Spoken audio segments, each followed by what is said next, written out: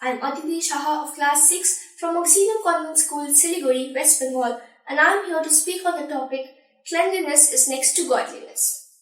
According to Shakespeare, man is the crown of creation. He is endowed with a perfect body and a sound mind, reason, or intellect.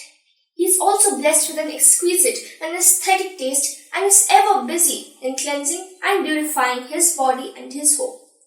Cleanliness is thus an essential quality of man which distinguishes him from animals. When religion began in Egypt around 6,000 years ago, it started as a way to live forever on earth. The best way they learned to extend their life was by expressing cleanliness. The proof was almost 100% positive. People who lived in cleanliness lived much longer than those who didn't.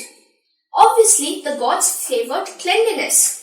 This is where the notion began that cleanliness was next to godliness. The first thing that we believe about God is that He is holy and His instructed path is also holy, which means pure, sacred and clean. When we think of God Himself as clean, how can we not be clean while abiding by the rules of God? Every religion prefers purity before saying prayer or starting any ritual. In Hinduism, cleanliness is considered a virtue and must be practiced. The Bible, the Al-Quran and other religious books do have different rituals of purification.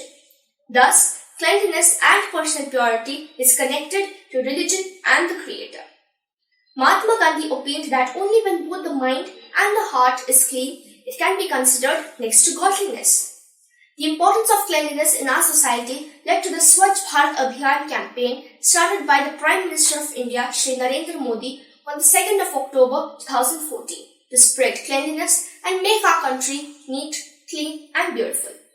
Thus, personal purity is essential for living a peaceful life.